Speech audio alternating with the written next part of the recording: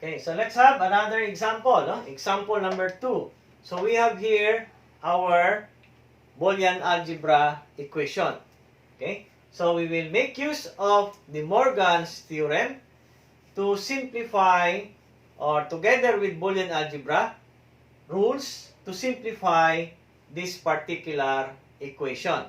Okay, so again, the first step is to demorganize the equations. Okay, so that it will be easier for us to use the Boolean algebra rules. Okay, so the first step is this equation here. Okay, then we will have this equation later, and then this one. Okay, so how do we demorganize this one? So you have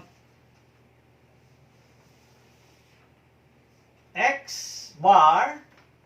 Okay, we change the multiplication sign into plus sign. Then each of the variables will now be complemented. So x bar plus y bar plus z bar. Okay, plus x. Okay, so that will be our result, no? Plus xy plus, we will demorganize this one. So you will have what? X bar plus y bar. If you notice that z is not included in the complement, no? This one here.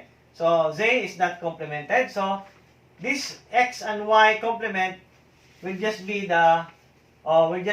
demorganized, no? Excluding this one. So we change the sign of your x or your multiplication sign here with the addition sign, and each of the variables are now complemented. Then we multiply it by z. So since z is not included in the complement here, that means that we retain the sign here, which is multiplication, no? Because it's not included within the complement area of the equation. Then you have plus this one here. We complement this one, or we do demorganize. So you will have what? X bar times y bar times z bar is equal to a. And do not forget the complement for the whole equation. Okay, now this whole complement of the equations will later on be used, or will later on be demorganized also.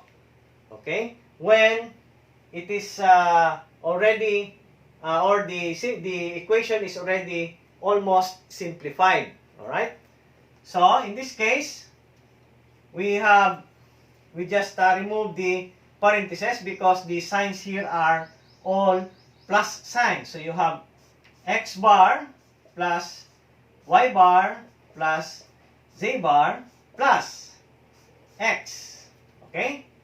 Then plus xy plus, you distribute this one here, the z inside the parentheses, x bar z plus y bar z plus x bar y bar z bar is equal to a. Then do not forget the complement.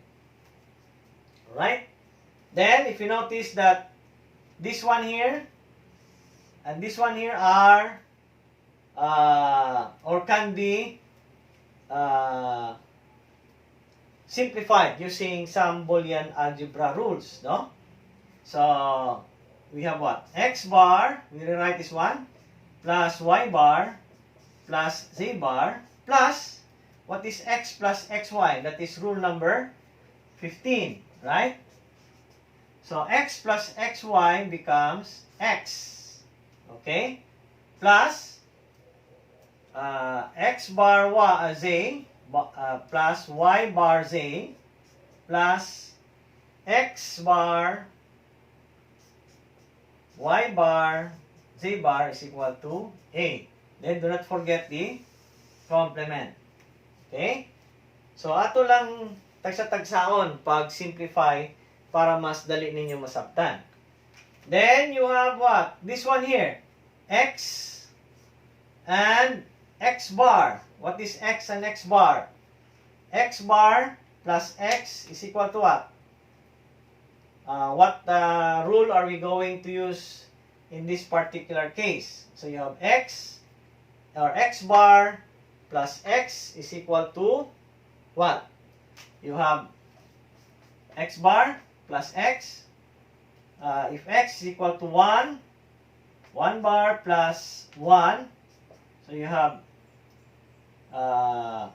0 plus 1 is equal to 1. So in other words, X bar plus X is equal to 1. Right? So this one here and this one again is equal to 1 plus Y bar plus Z bar plus X bar Z plus Y bar Z plus X bar Y bar Z bar is equal to A. Alright?